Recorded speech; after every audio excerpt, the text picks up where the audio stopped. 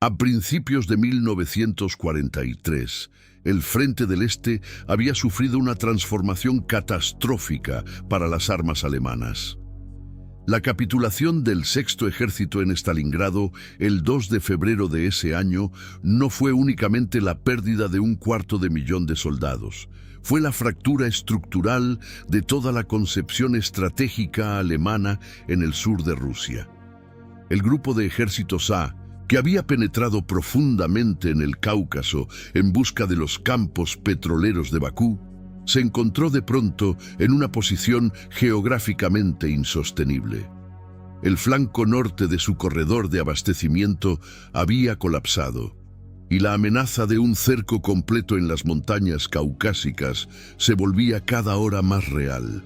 La retirada ordenada hacia el oeste era la única opción operacional viable, y su ejecución determinaría si el 17º Ejército alemán, bajo el mando del Generaloberst Richard Roth, sobreviviría como fuerza de combate o sería destruido en detalle por las fuerzas del Ejército Rojo. La retirada desde el Cáucaso hacia la península de Tamán fue en sí misma un logro de coordinación operacional que merece análisis.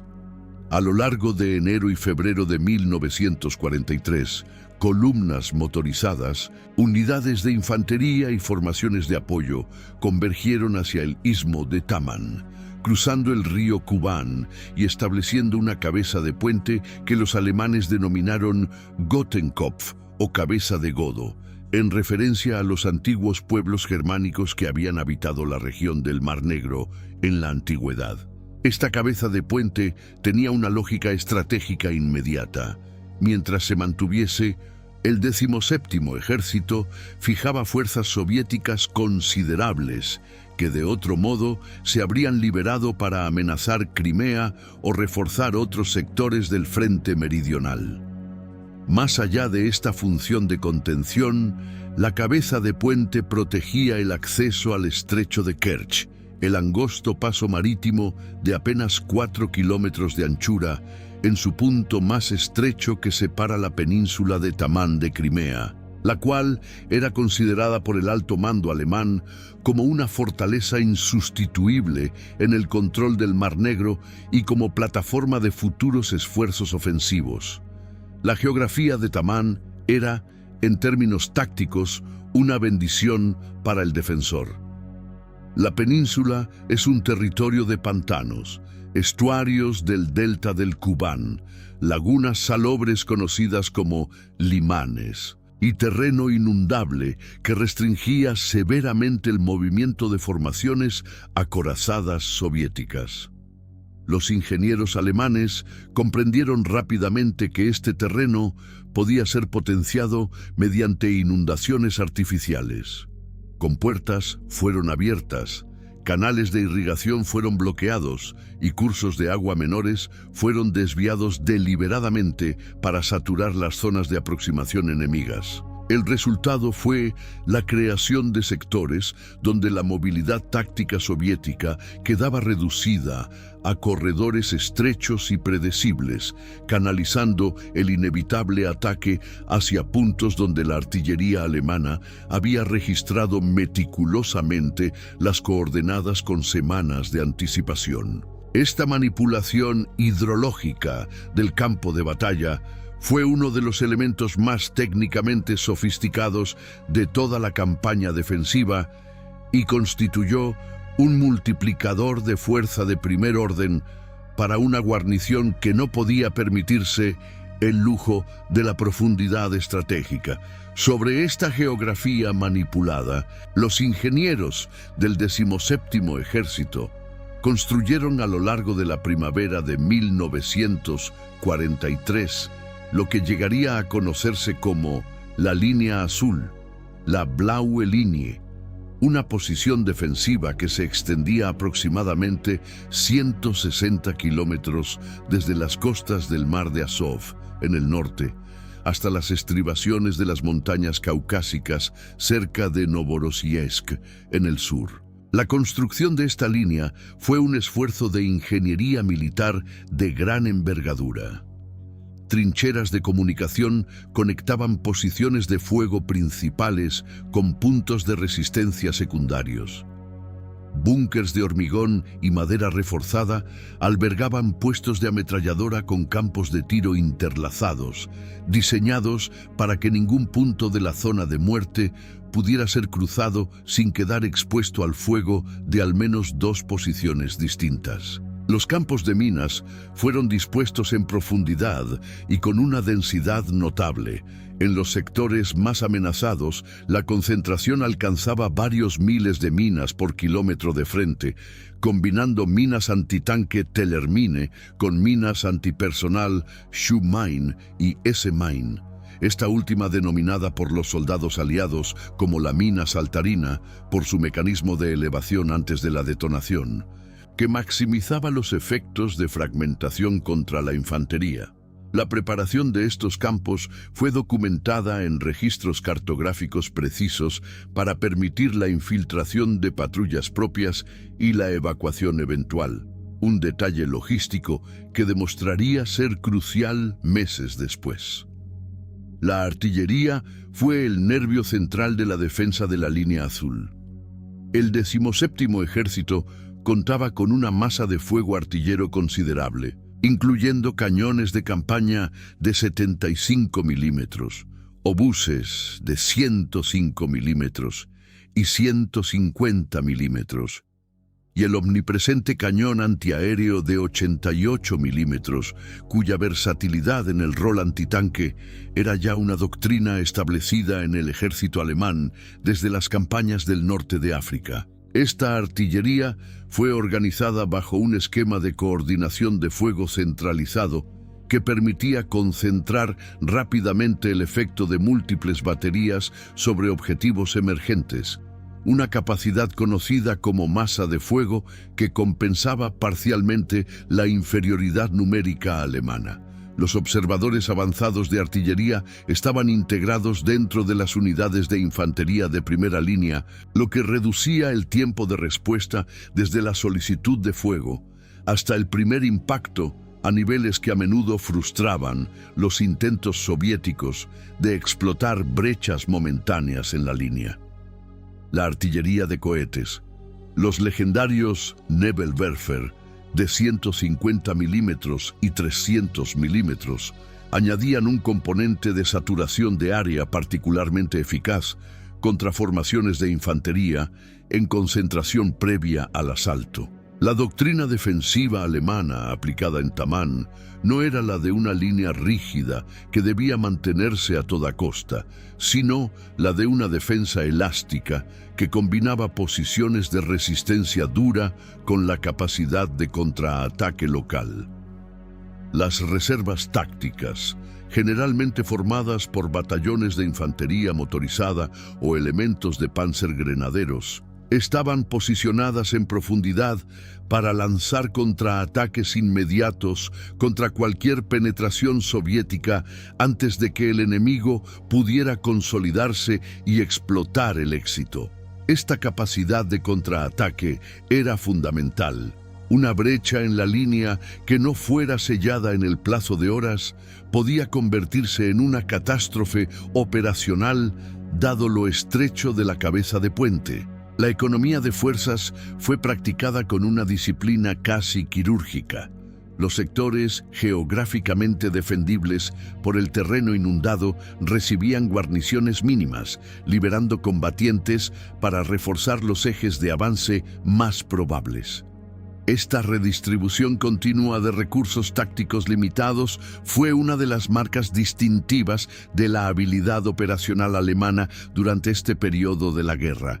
El Ejército Rojo lanzó sus primeras ofensivas a gran escala contra la línea azul en el mes de abril de 1943. El grupo de ejércitos del Cáucaso Norte, bajo el mando del general Iván Petrov, disponía de una superioridad numérica sustancial en infantería, artillería y blindados. Sin embargo, la geografía de Tamán negaba sistemáticamente al comandante soviético la posibilidad de desplegar esa superioridad de manera efectiva. Los intentos de ruptura en el sector norte, hacia Krasnodar, chocaron contra campos de minas de alta densidad y el fuego artillero registrado con precisión. Las formaciones de infantería soviéticas que lograban superar los campos de minas bajo fuego intenso encontraban ante sí alambradas de concertina y trincheras bien guarnecidas, desde las cuales el fuego automático alemán creaba zonas de muerte de difícil penetración. Los blindados T-34 enviados en apoyo quedaban inmovilizados en el terreno fangoso o eran neutralizados por los 88 milímetros antes de poder apoyar decisivamente a la infantería. Las bajas soviéticas en estas operaciones de abril y mayo fueron severas, y la frustración acumulada en los estados mayores del frente del Cáucaso Norte reflejaba la creciente comprensión de que una ruptura frontal de la línea azul requeriría recursos y métodos que el Ejército Rojo aún no había podido concentrar en este sector. Sobre la franja de tierra y el estrecho de Kerch se libró en 1943 una de las campañas aéreas más intensas del Frente del Este. La Luftflotte 4, con sus formaciones de caza y ataque a tierra, luchó por mantener la superioridad aérea sobre la cabeza de puente y el corredor marítimo hacia Crimea. Los cazas Focke-Wulf 190, introducidos en el Frente del Este en cantidades crecientes durante ese año, demostraron ser adversarios formidables para los pilotos soviéticos en las grandes batallas aéreas que se desarrollaron sobre el Kubán entre abril y junio. Las fuerzas aéreas soviéticas habían mejorado notablemente desde los días oscuros de 1941, y sus cazas Yak-1 mejorados, Yak-7 y en crecientes cantidades los nuevos Lavochkin La-5 representaban plataformas de combate comparables a las alemanas. Los duelos aéreos sobre el estrecho de Kerch y las posiciones de la línea azul alcanzaron una intensidad que convirtió este teatro en un laboratorio de tácticas aéreas para ambas fuerzas. La Luftwaffe aplicó sus técnicas de Schwarm y Rote, formaciones de 4 y 2 aparatos respectivamente, con la flexibilidad táctica que caracterizaba a sus pilotos de élite. Los soviéticos respondieron con cambios doctrinales propios, adoptando en mayor medida las formaciones en pares y el combate vertical que habían aprendido en parte de la experiencia acumulada. Más allá del combate de caza, la guerra aérea sobre el Kubán tenía una dimensión de apoyo terrestre crítica. Los aviones de ataque Junkers 87, los célebres Stuka, operaban en misiones de apoyo cercano contra concentraciones de infantería y blindados soviéticos en las fases previas y durante los asaltos a la línea azul. Sus capacidades de precisión en vuelos de picado les permitían atacar objetivos de punto, como puentes de campaña sobre canales o nudos de comunicación, con una eficacia que ningún bombardero horizontal de la época podía igualar. Sin embargo, su vulnerabilidad ante la caza moderna los hacía dependientes de la cobertura de los Focke-Wulf y la escasez crónica de aeronaves y tripulaciones que afectaba a toda la Luftwaffe para mediados de 1943 imponía límites estrictos al ritmo de las operaciones. En paralelo, los Heinkel 111 y Junkers 88, en su variante de bombardero, transportaban abastecimientos críticos hacia la cabeza de puente cuando las condiciones del estrecho dificultaban el tráfico marítimo, aunque el volumen logístico proporcionado por el puente aéreo era marginal comparado con el movimiento de carga por mar. El abastecimiento del 17º Ejército fue una operación logística permanente que empleó toda la capacidad de transporte disponible en el Mar Negro y el estrecho de Kerch. Barcos de desembarco, Barcazas Seabell, remolcadores y embarcaciones menores cruzaban constantemente los 4 kilómetros del estrecho cargados de munición, combustible, alimentos y refuerzos. El convoy de regreso transportaba heridos, personal en permisos y, con el tiempo, equipamiento que se rescataba anticipando la evacuación final. Esta línea de comunicación marítima fue objeto de ataques permanentes por parte de la aviación soviética y de los torpederos del flotilla del Mar Negro. Pero la combinación de escolta aérea, artillería antiaérea emplazada en ambas orillas y la dispersión de los convoyes nocturnos mantuvo operativa esta arteria vital durante toda la campaña. A lo largo del verano de 1943, el Ejército Rojo intensificó la presión sobre ambos extremos de la línea azul. En el sector sur, Novorossiysk adquirió una importancia simbólica y táctica desproporcionada. Los soviéticos mantenían una pequeña cabeza de playa en la bahía de Novorossiysk, el sector conocido como Malaya Zemlya, la pequeña tierra, que había sido establecida en febrero de ese año mediante un desembarco anfibio audaz. Esta cabeza de playa, a pesar de su tamaño modesto, fijaba fuerzas defensivas alemanas considerables y constituía una amenaza latente para el flanco sur de toda la línea. Las operaciones para eliminarla fracasaron, y las contraoperaciones soviéticas para ampliarla consumían periódicamente reservas de ambos bandos en combates de una intensidad brutal en un perímetro reducidísimo. En el sector norte, los pantanos del litoral azoviano ofrecían paradójicamente cierta protección al forzar al atacante hacia corredores de terreno seco, donde la defensa artillera y de minas podía ser maximizada. La decisión estratégica alemana de evacuar la cabeza de puente de Kubán no fue tomada de manera impulsiva. Fue el resultado de un cálculo operacional que sopesó el coste en bajas y recursos de mantener la posición frente al valor estratégico decreciente de la misma.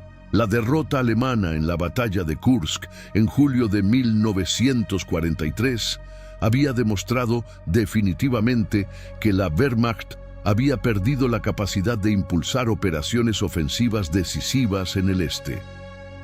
En este nuevo contexto estratégico, mantener 200.000 hombres en una posición sin futuro ofensivo no era sostenible indefinidamente. La decisión de evacuar, denominada Operación Kriemhild, en honor al personaje de los Nibelungos, fue aprobada por Hitler a finales del verano y se programó para ejecutarse en 3 fases a lo largo de los meses de septiembre y octubre de 1943. La Operación Kriemhild fue un ejercicio de logística militar de notable complejidad.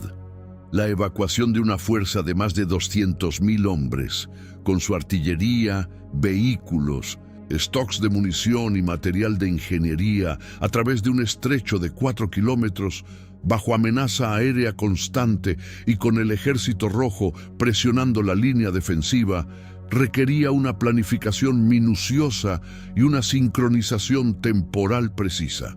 La operación se articuló en 3 fases de retiro progresivo hacia el este.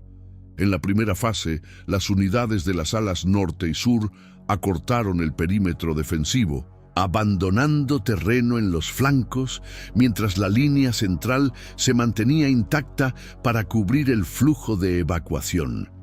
En la segunda fase, la mayor parte del material pesado, la artillería y los vehículos fueron embarcados durante las noches desde los puertos habilitados en Tamán y Anapa. La oscuridad era el principal escudo contra la aviación soviética y los oficiales de ingeniería coordinaban los embarques con las fuerzas de combate que mantenían el contacto con el enemigo a pocos kilómetros. En la tercera y última fase, las unidades de retaguardia, formadas por infantería de élite y unidades de pioneros, formaron una línea de cobertura final que se replegó combatiendo hasta los propios embarcaderos. donde las últimas embarcaciones esperaban antes del alba. Las unidades de pioneros jugaron un papel fundamental en las horas finales. A medida que las tropas de combate embarcaban, los pioneros activaban los planes de demolición preparados con semanas de anticipación. Puentes volados, instalaciones destruidas, depósitos de munición que no podían ser evacuados, detonados, en lugar de abandonados al enemigo. Los campos de minas que habían protegido la línea azul durante meses funcionaron ahora como retaguardia pasiva, ralentizando el avance soviético que seguía el repliegue alemán y comprando horas cruciales para completar el embarque. El último soldado alemán cruzó el estrecho de Kerch la madrugada del 9 de octubre de 1943. La cabeza de puente había durado 8 meses. El balance técnico y operacional de la campaña del Kubán es inequívoco. El 17º ejército alemán ejecutó una defensa elástica sostenida durante meses contra una fuerza significativamente superior en recursos, logró preservar la abrumadora mayoría de su potencial de combate y culminó la operación con una evacuación que resultó en pérdidas mínimas en comparación con los desastres de circunvalación que habían caracterizado las campañas anteriores. Las lecciones aplicadas, que incluían la integración de obstáculos naturales y artificiales, la centralización del fuego artillero y la preparación anticipada de los planes de evacuación, constituirán un referente técnico de primer orden en el estudio de la defensa en profundidad y la retirada planificada como forma de preservar la capacidad combatiente de una fuerza bajo presión operacional sostenida.